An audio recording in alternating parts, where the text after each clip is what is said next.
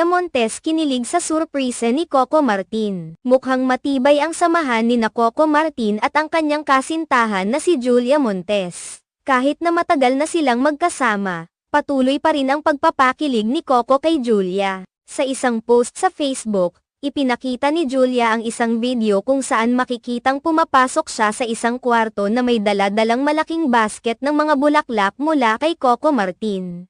Hindi napigil ang mapangiti ni Julia habang tinatanaw ang sorpresang ito mula sa kanyang minamahal. Dagdag pa ni Julia sa kanyang post ang pagpapasalamat sa kanyang kasintahan, na idinagdag pa niyang lalo siyang pinasaya sa sulat na kanyang natanggap mula rito. Ang mga simpleng gesto at sorpresa ni Coco Martin kay Julia Montes ay patunay ng pagmamahal at suportang ipinapakita niya sa kanyang partner. Hindi lang sa mga espesyal na okasyon kundi maging sa mga araw-araw na pagkakataon, ipinapaabot